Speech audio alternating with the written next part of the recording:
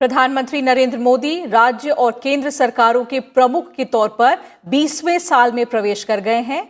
इस दौरान उन्होंने एक नेता के करियर के लिहाज से एक और मिसाल पेश कर दी है, जिनकी लुभावनी अपील ने बीजेपी को राष्ट्रीय स्तर पर सबसे बड़ी प्रतिष्ठा दिलाई है।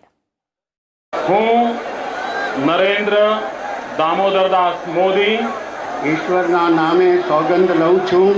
ईश्वरना नामे सौगंध लઉં છું।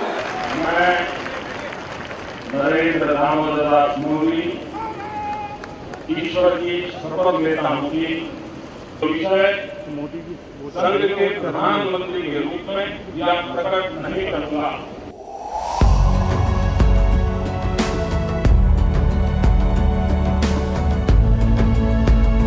प्रधानमंत्री नरेंद्र मोदी राज्य और केंद्र सरकार के प्रमुख के तौर पर 20वें वर्ष में प्रवेश कर गए हैं। एक नेता के करियर के लिहाज से उन्होंने एक ऐसी मिसाल पेश की, जिनकी अपील से बीजेपी को राष्ट्रीय स्तर पर सबसे बड़ी प्रतिष्ठा दिलाई है। 7 अक्टूबर के ही दिन साल 2001 में वो गुजरात के मुख्यमंत्री चुने गए थे। तब से लेकर आज तक उनके नाम का जादू पहले गुजरात में और फिर पूरे देश में दिखाई पड़ा। वो राजनीति के शीर्ष पर पहुंचने वाले उन चुनिंदा राजनेताओं में से हैं, जिन्होंने अपना सफर एक कार्यकर्ता के रूप में शुरू किया, फिर मुख्यमंत्री बने और उसके बाद प्रधानमंत्री। नरेंद्र मोदी ने पहली बार गुजरात के मुख्यमंत्री के पद की शपथ 7 अक्टूबर 2001 को ली थी। नरेंद्र दामोदर दास मोदी ईश्वरना नामे सौगंध લઉં છું। ईश्वरना नामे सौगंध લઉં છું કે કાયદાથી સ્થાપિત ભારતના संविधान प्रत्ये હું સાચી શ્રદ્ધા અને નિષ્ઠા ધરાવીશ। उन्होंने ऐसे समय राज्य की कमान संभाली जब भुज में विनाशकारी भूकंप ने पूरे राज्य को हिलाकर रख दिया था।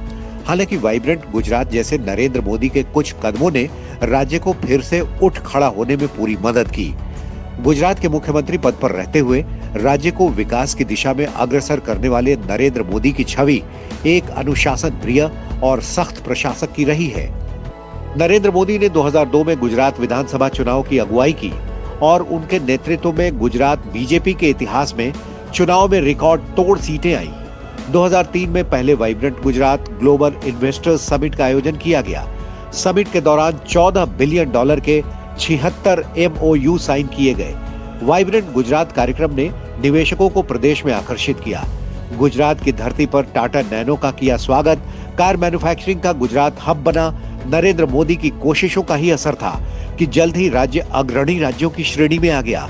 उन्होंने गुजरात वासियों को ज्योतिर्ग्राम योजना का तोहफा दिया।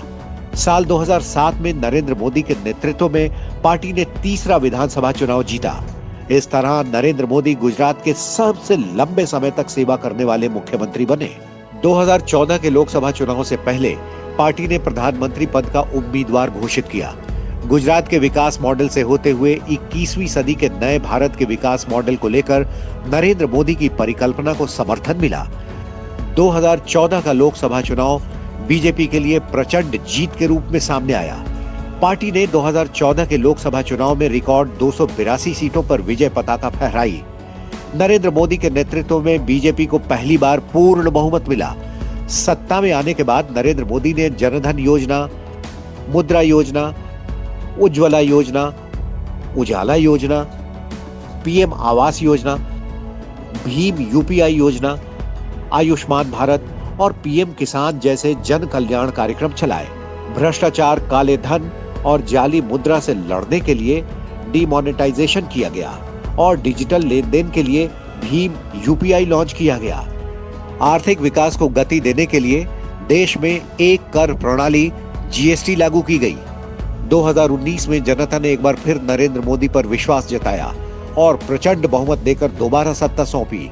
वो गैर कांग्रेसी प्रधानमंत्री के रूप में सबसे अधिक समय तक सत्ता संभालने वाले पहले प्रधानमंत्री भी बने।